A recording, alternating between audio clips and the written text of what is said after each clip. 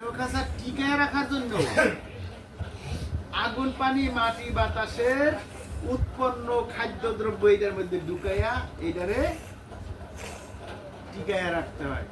এই যে চা খাইয়া চাকিয়ে থেকে আসমান থেকে পড়ছে, পানির মধ্যে হয়েছে, এটা মাটিতে হয়েছে। কলা খাইলাম, বিস্কুট খাইলাম, এগুলা ইয়ে থেকে হয়েছে না? এগুলা পানিও তো আছে এটার মধ্যে, মাটি আছে, আগুন আছে, সবই কিন্তু এটার মধ্যে রয়ে গেছে। এইটা আবার ঢুকাইলাম এখানে। এইটা ঢুকানোর কারণে এখানে ক্রিয়া বিক্রিয়া হয়েছে। ক্রিয়া বিক্রিয়া হয়েছে কেন? ক্রিয়া বিক্রিয়া বুঝেন? কিছু ভাবমত হয়েছে, কিছু উল্টা হয়েছে, এটার নাম ক্রিয়া বিক্রিয়া। আদম কইছে রব্বানা যালামনা আনফুসানা ওয়া ইল্লাম তাগফির লানা ওয়া তারহামনা লানাকুনান্না মিনাল খাসিরিন। এটা কোরআনে আয়াত, কোরআনে উঠাই দিয়েছে আল্লাহ। আদম কিন্তু এটা দোয়া করছে, রব্বানা যালামনা, ও আমার প্রভু, আমি আমার উপরে জুলুম করছি। আচ্ছা, জুলুমটা কেমনে করলো? আদমের সময় অন্য লোক আছিল, মারামারি ঝগড়া ফাসাদ করছে, অন্যেরটা ঠকায় খাইছে, তাহলে জুলুমটা করলো কি আদম? এই দেহের জন্য ব্যাখ্যা কিন্তু বহুত আছে, আমি একটা সাইড বুঝাই আপনাকে। দুধের মধ্যে কিন্তু মাখন আছে, ঘিও আছে, আমরা দেখি না, কিন্তু আমরা খালি দুধ দেখি, তাই না? তো একটা সাইড আমি কই, তিনটাই তো বস্তু, দুধ, মাখন, ঘি, একটার মধ্যে তিনটা, আমি দুধের কথাটাই কই। এইভাবেই আছে। আদমের দেহের জন্য, আদম সন্তানের দেহের জন্য তেল লাগবো 2 চামচ, খাইলাম 3 চামচ, তাহলে জুলুম হবো না? লবণ লাগবো আধা চামচ, খাইলাম 1.5 চামচ, তাহলে জুলুম হলো না? ওখানে পানি লাগবো 3 চামচ, খাইলাম 1 চামচ, তাহলে কম হলো না? কমটাও তো জুলুম। এই জন্য দেহের মধ্যে ক্রিয়া বিক্রিয়া হয়েছে। ক্রিয়া বিক্রিয়া হওয়ার কারণে আবার ক্রিয়া বিক্রিয়া ছাড়াও আমি তো আমার দেহ টিকায় রাখার জন্য খাইছি এগুলা, তাই না? খাওয়ার পরে পেশাব পায়খানার হাজত হয়েছে। পেশাব পায়খানার হাজত হওয়ার সাথে সাথে নবী রসুল আউলিয়া সাধারণ মানুষ সবাই পেশাব পায়খানায় যায়। রাসূলও গেছে, রাসূলও গিয়া পায়খানার মধ্যে কি এরকম করছে সুবহানাল্লাহ সুবহানাল্লাহ সুবহানাল্লাহ কইতে পারছে? এখন যারা আছি আমরা কইবার পারুম আলহামদুলিল্লাহ আলহামদুলিল্লাহ এগুলো কইতে পারুম মুখ দিয়া, জবান দিয়া? জিকির তো জবানি জিকিরও আছে, কিন্তু রাসূল জবানি জিকির করতে পারে নাই। আমরাও তো করতে পারি না, তাই না? পেশাব পায়খানা জবানি জিকির করতে না পারার কারণে বাইরে গেছে আল্লাহ মাপ চাই, কারণ আমি আমার জন্য এইসব খানা খাদ্য খাইছি, আমি বাইচা থাকার জন্য। তাই তোমার নাম আমি জবান দিয়া নিতে পারি নাই, অন্তরে কিন্তু ঠিকই, কিন্তু জবান দিয়া নিতে পারি নাই, আল্লাহ তোমার কাছে মাপ চাই। এই জন্য আমরাও আল্লাহর কাছে মাপ চাই, আল্লাহ তুমি মাফ করে দাও। এখন যে কারণে অজু নষ্ট হয়ে গেছে, অজু ছুইটে গেছে, আমার কারণে আমার পবিত্রতা নষ্ট হয়ে গেছে। তাই এইখান থেকে রেহাই পাওয়ার জন্য আল্লাহর রাসূল কইছে যত পারো খাদ্য কম খাও, খানা কম খাও, কম ঘুমাও, আর বেশি বেশি আল্লাহর জিকির করো। তাহলে আমরা বেশি খাই, বেশি ঘুমাই, জিকির কম করি, তাহলে উল্টা করতেছি না? এইবারে হাদিসের একটা কথা বলি। হাদিসের কথাটা হলো,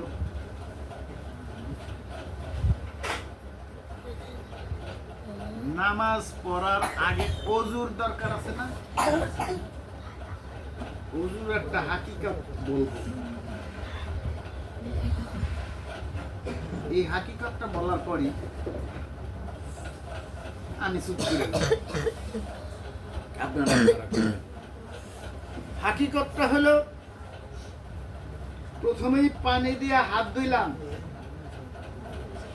হাত কিন্তু দুইটা, একটা হইলো দেহের হাত, এই হাতটা অনেকে প্যারালাইজড হয়ে যায় না, এই হাত যে আমরা নড়াচড়া করতেছি, এই যে এই করতেছি, এটা কে করে? আর একটা হাত আছে, সেই হাতটার জ্যাক হইলো এটা, সেটার পাওয়ার বা শক্তি সেটা হলো আমি নিজে। আমি এই দেহের মধ্যে আছি বিদায় হাত নাড়তেছি, দেহটাকে আমি ব্যবহার করি। দাও যেমন আপনি ব্যবহার করেন, দায়ের কোনো ক্ষমতা নাই, ঠিক এই দেহেরও কোনো ক্ষমতা নাই। আপনি আর আমি, আপনি আর আমার দেহ ব্যবহার করি, দৌড়ে হাঁটি না। আসলে আমি হাঁটি বিদায় এই পাও আমি চালাই তাড়াতে পারি। হাত ধুইয়াই কি কইলাম, প্রভু এই যে হাত ধুইলাম, কথা কম ইশারায় কাজ করবেন। এই যে এদিকে চাপো, এই দিকে জায়গা না, ওই দিকে জায়গা বন্ধ করে দাও, মানে ওইদিকে বসো, এইদিকে জায়গা দাও, এদিক সরে বসো। আরো লোক আসলে বসো, কি কথা হাত ধুইছি, আসলে এই হাত পানি দিয়া ধুইলাম,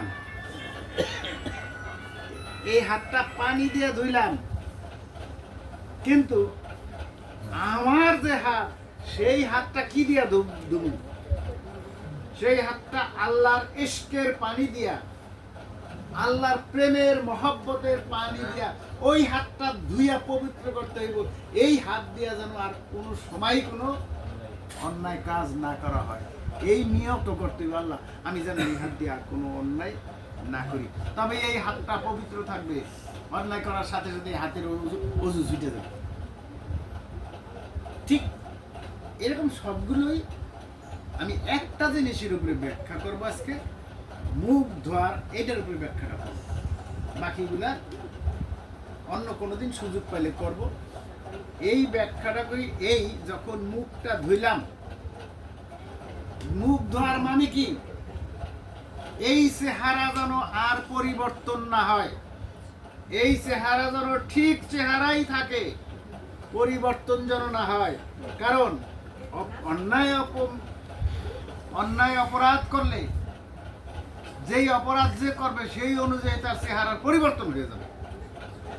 যেমন দাউদ আলাইহিস সালাম যখন তার কিতাব তেলাওয়াত করতেন, তখন পানির মাছেরা পর্যন্ত আইয়া শুনতো। এটা ইতিহাস, এটা কি কোনো বইয়ের কথা, এটা কি কোনো ইয়ের কথা? এটা কোরআনের কথা। যখন এই কাম করতো, মাছেরা শুনতো, তখন সেই সময় লোকেরা মাছ শিকার করতো, মাছ মাইরা হতো। মাছেরা বিচার দিল, প্রভু আমরা তো গেছিলাম তোমার কালাম শুনতে, কিন্তু তোমার বান্দারা আমাদেরকে মেরে ফেলে, হত্যা করে। আল্লাহ আইন জারি করে দিলেন, এ দাউদ তুমি বলে দাও। ওই দিন কিবারে বসতো? শনিবারে বসতো। তাইলে আমরা যে বসি বার ধরে, এটা কি আমাকে মন গড়া নাকি নিয়মের কথা? এই জন্য কেউ বসতো রবিবারে, কেউ বসতো সোমবারে, কেউ শুক্রবারে, কেউ শনিবারে, কেউ বৃহস্পতিবারে। এটা এক একজন এক এক নবী, এক এক রাসূল সিস্টেম করে নিয়েছিলেন। আর দাউদ আলাইহিস সালাম কিবারে বসতো? শনিবারে। এই জন্য শনিবারের ঘটনা কোরআনের মধ্যে দেওয়া আছে। বললেন শনিবারে কেউ মাছ মারবে না, শনিবারে মাছ মারা বন্ধ করে দিল। অর্থাৎ মনে করেন এটা একটা খাল, এই নেবে দাউদ আলাইহিস সালাম তার কিতাব পাঠ করতেছে, ওই সময় ওখান থেকে মাছ আইছে, ওই পাশ থেকে খাল বন্ধ করে দিয়েছে, আটকাই দিয়েছে। আল্লাহর হুকুম পালন করছে। অর্থাৎ শনিবারে মাছ মারে নাই, শনিবার পার হয়ে গেছে, মাছগুলা মাইরা লাইছে। মাছ কি যাইবার পারছিল? আটকাই দিয়েছে। আল্লাহ সাথে সাথে গুসা হইয়া, যাও তোমরা ঘৃণিত বানর হয়ে যাও, শুকর হয়ে যাও।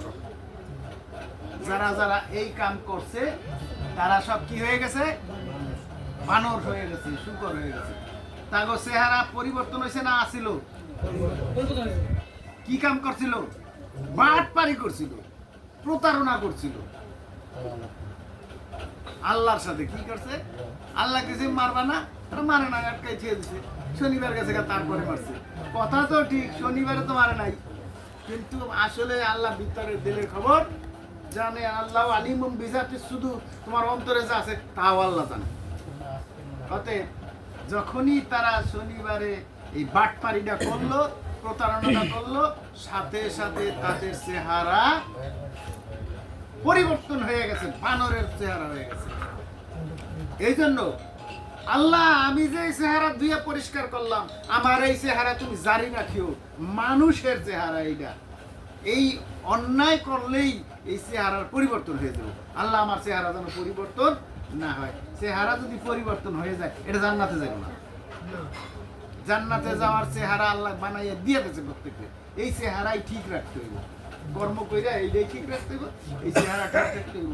এই জন্য আমি বলেছি আমার ভাইয়ের এই কথাটার উপরে যে অজু কইরা বসা যায় না, অজু অবস্থায় থাকবা, অজু যেন না ছোটে। অজু ছুটে গেলে চেহারা যদি পরিবর্তন হয়ে যায়, আল্লাহ না করুক, তাহলে আমাদের কোনো উপায় নাই। অতএব চেহারা ঠিক রাখতে হবে, যে চেহারা জান্নাতে যাবে। আল্লাহুম্মা সাল্লি আলা সাইয়্যিদিনা মাওলানা মুহাম্মদ আলা আলি সাইয়্যিদিনা মাওলানা মুহাম্মদ। আল্লাহুম্মা সাল্লি